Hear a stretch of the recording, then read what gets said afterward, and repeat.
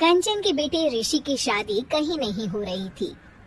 एक तो ऋषि मोटा, ऊपर से कमाई भी कोई खास नहीं, लेकिन कंचन को तो शौक था मॉडर्न बहू लाने का, और उसे एक दिन ऐसी लड़की मिल भी जाती है।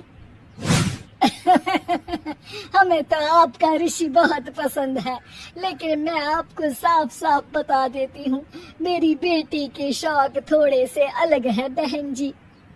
अरे बहन, हमें सब पसंद है। आपकी प्रियंका जैसी लड़की की तलाश मुझे कब से थी। जींस पहनकर अंग्रेजी में गिटर पिटर बोला करे।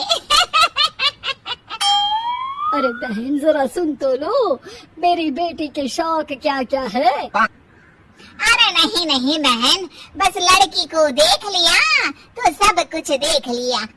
आप ना शादी की तैयारी करो, और वो जरा सामान की लिस्ट भी दी है ना मैंने। बहन जी, सारा सामान शादी से एक दिन पहले ही आपके दरवाजे आ जाएगा। मजा आ गया, मजा आ गया। अब तो बस आप शादी की तैयारी करो। प्रियंका के माता पिता के जाने के बाद कंचन का पति उससे कहता है, अरे भाग्यवान, तुम तो कुछ ज्यादा ही जल्दी दिखा रही थी शादी की। अरे बोलने तो देती, लड़की की माँ क्या बोलना चाह रही थी। अरे आप चुप रहिए जी, कुछ पता भी है आपको, बस मुफ्त में बोले जा रहे हैं। मेरी दोस्त शशि की बहू देखी, लंबी पतली और पढ़ी लिखी, हजारों में कमाई और संस्कारी भी। अरे पर जब वो मेरी बहू देखेगी तो जल भुन जाएगी। लेकिन तुम तो शादी ऋषि के लिए कर रही हो ना, या शशि के लिए? तुम्हारा लड़का कुछ कमाता भी नहीं है, और शरीर भी भगवान की दुआ से फूलता ही जा रहा है। फिर बोले आप, हैं? फिर बोले आप। मैंने कहा ना, प्रियंका जैसी जींस पहनकर अंग्रेजी झाड़ने वाली बहू किस्मत वालों को ही मिलती है। चुप रहिए आप। पति के लाख कहने पर भी कंचन ऋषि की शादी प्रियंका से करवा देती है, लेकिन प्रियंका जैसे ही घर में आती है वैसे ही जोर जोर से चिल्लाकर नाचने लगती है। आज मेरी यार की शादी है, आज मेरी यार की शादी है, अरे नाचो ना नाचो। आज मेरी यार की शादी है। कंचन, उसका पति और ऋषि ये देखकर हैरान रह जाते हैं। लग रहा है बहू को शादी की बड़ी खुशी है। हाँ, बहू क्यों नहीं, हम भी नाचेंगे। अरे नाचो नाचो जी, मुंह क्या देख रहे हो, चलो चलो नाचो, बहू कह रही है। कंचन ये कहकर प्रियंका के साथ नाचने लगती है। ऋषि और उसके पिता वहाँ से चले जाते हैं।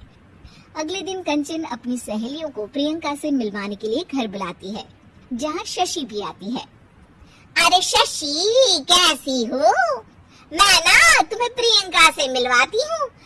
अरे सच में बहुत ही एडवांस सोच की लड़की है, कितने मॉडर्न ख्यालात है उसके, पता है तुम्हें? अरे हाँ कंचन, जरूर, बच्चों की शादी अच्छी ही होनी चाहिए, और वैसे भी तुझे तो शुरू से ही ऊंचे ख्याल की बहू चाहिए थी। तभी कंचन की सहेली कहती है, अरे कंचन बुलाओ ना प्रियंका को, हम भी मिल लें। अरे बहू प्रियंका, जरा बाहर तो आना। कई बार आवाज देने के बाद भी प्रियंका बाहर नहीं आती है तो कंचन को बुरा लग जाता है। वो उसे लेकर बाहर आती है, लेकिन ये क्या, प्रियंका लड़खड़ाती हुई बाहर आती है और उसके हाथ में शराब की बोतल होती है।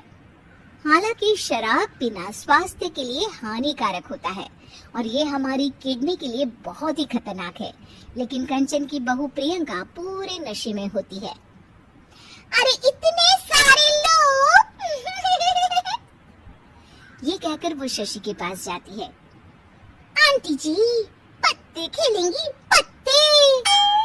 अरे दूर हो, दूर हो, तुम्हारे मुंह से तो शराब की बदबू आ रही है। अरे कंचन, माना तुम्हें मॉडर्न बहू चाहिए, लेकिन आधुनिकता का मतलब ये तो नहीं ना। बुरा न मानना कंचन, तुम्हें पता था कि तुम्हारे बेटी की कमाई और शरीर दोनों ही ठीक नहीं है, तो तुम्हें उसी हिसाब की लड़की से शादी करवानी चाहिए थी। ऐसा कहकर सभी औरतें वहाँ से चली जाती है। तभी प्रियंका की माँ कंचन के घर आती है। अरे बहन जी, बड़ी चालाक निकली आप तो। बिना बताए अपनी पियक्कड़ बेटी मेरे लायक बेटे के गले में बांध दी। ओए होए, बड़ी आई बिना बताए। उस दिन जब मैं ये बात बता रही थी तो तुम तो सुनने को भी तैयार नहीं थी। अब भुगतो तुम। ये कहकर वो वहां से वापस चली जाती है। सबके जाने के बाद कंचन अपना सर पकड़ लेती है। हाय रे, आधुनिकता की अंधी दाड़ में मैं अपनी संस्कृति ही भूल बैठी थी।